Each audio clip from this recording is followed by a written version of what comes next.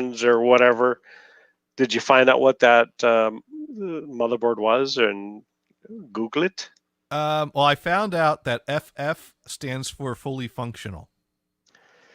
Oh, not my alternate suggestion. No, and it took me 2 hours to figure out that FF meant that everything was fine, and I just needed to reseat the video card to make video display properly.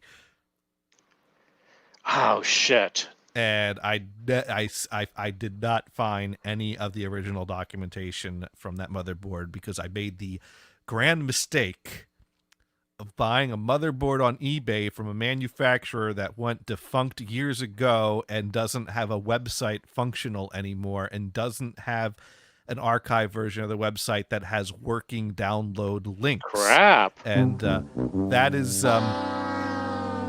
who was the manufacturer, or do you remember the name? Epox or something like that, or oh yeah, I think Fry's used to carry them, or something based out of China. And apparently, well, aren't they all now?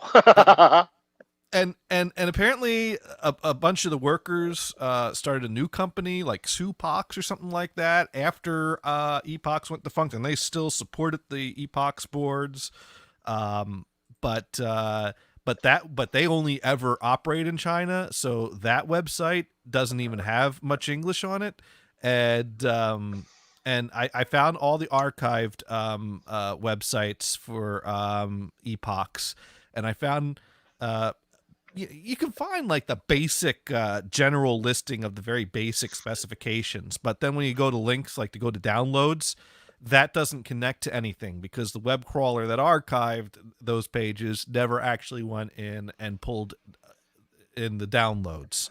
So I cannot get any the full instruction manual or the drivers for the motherboard. But I did eventually get it to work, and I'm happy to say everything kind of installed with basic generic drivers, and I have a good, clean, functional XP install on that machine. And we're going to be talking more about that this week on today's very special edition of Insert Title Here, the show that has a studio audience that is small enough that it's easily to socially distance them to be 6 feet apart from each other.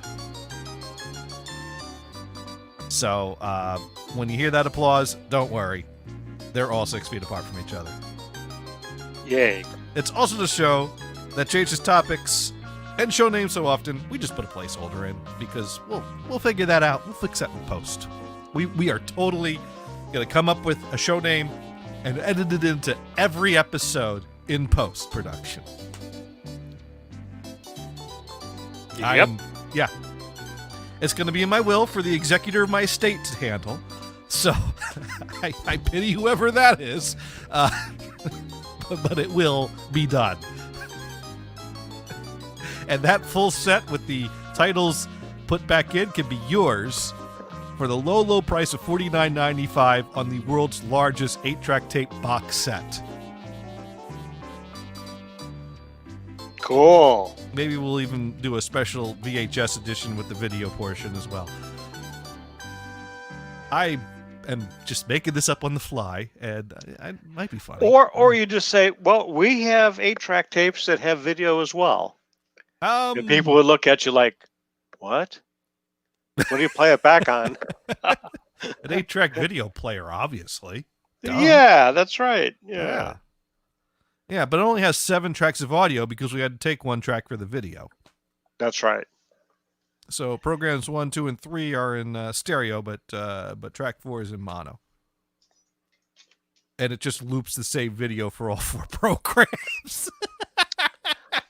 Yeah, I messed that one up. Oh, but anyways, I am here. Brian is here. Lulu is out and about and will be joining us at some point before the show is over. Yeah. Yeah. So, but that's okay because she would be completely bored by what I'm going to talk about. And I'm talking about Brian, what's the most important part of a computer? The operating system. And now follow-up question. What's the least important part of the computer? The little rubber things on the bottom of the case. Now, I was going to go with the case itself, but you did great there. So let me. Of course, you might end up with a scratched tabletop if you take those things off.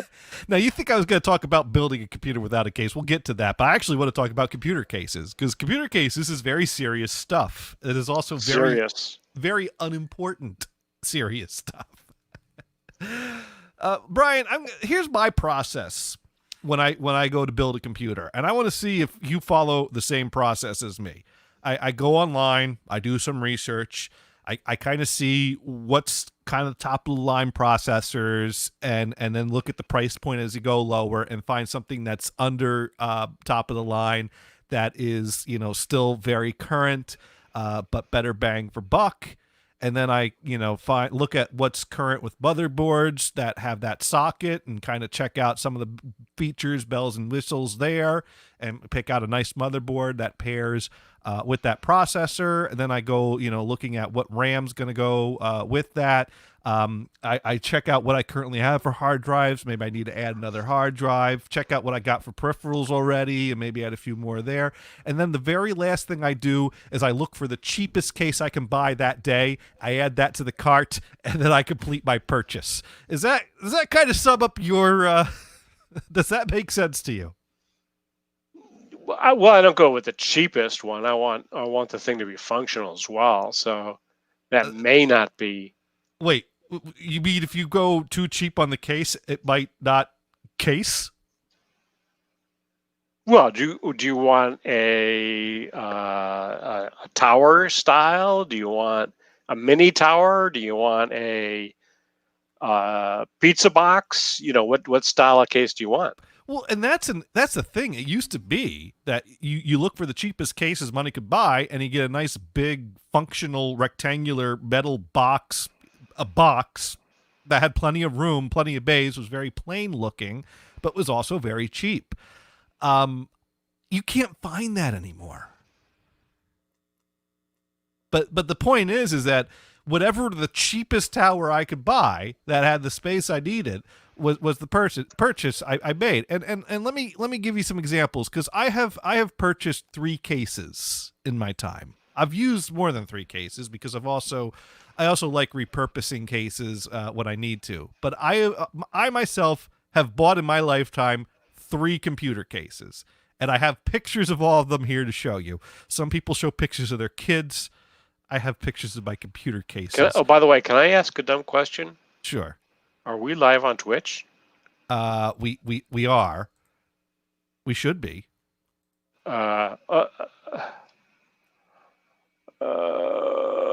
Johnny Gators, right? Yeah. Don't tell me that StreamYard fucked up. No. I can't find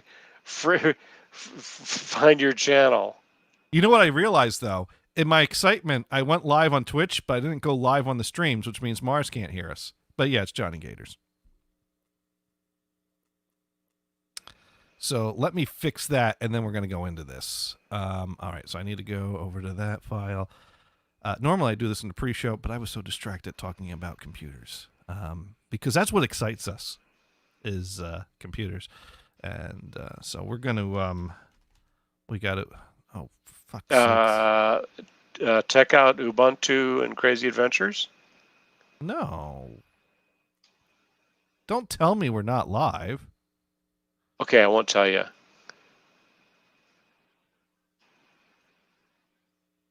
All right, let me figure out what's going on Twitch now.